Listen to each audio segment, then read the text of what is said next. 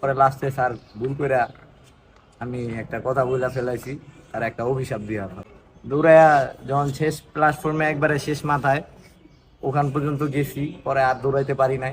তোমার সাথে কি ঘটনা ঘটছিল? তুমি দেখছি দৌড়াইছো একটা ট্রেনের, যার থেকে তুমি টাকা পাবা।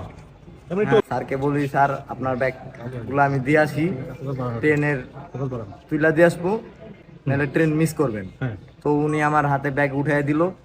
তো আমি ব্যাগটা নিয়ে দৌড় দিলাম, দৌড় দিয়া দেখি ট্রেন ছেড়ে দিছে। পরে ট্রেন থামাইছি আমি, গাছ সাহেবকে বলে আমি ট্রেন থামাইছি। তো উনি আমাকে 10 টাকা ছাড়তেছে স্যার। তখন আমি বললাম কি দিতেছেন স্যার, যে 10 টাকা তো আজকালকার ভিক্ষুকে নিতে চায় না, আপনি আমার 200 টাকা কমসে কম দিবেন, এটাই বলতেছিলাম। পরে লাস্টে 50-60 টাকা পর্যন্ত দিছে। পরে আমি বলতেছি স্যার আমার কাছে 300 টাকা আছে, আপনি 500 টাকার নোট দেন। হুম। আমি সাজছি স্যার, কিন্তু হ্যাঁ নেয় নাইকা। আমি পিছে পিছে দৌড়াইছি, আর সাথে সাথে দৌড়াইয়া যখন শেষ প্ল্যাটফর্মে একবারে শেষ মাথায়, পরে আর দৌড়াইতে পারি নাই।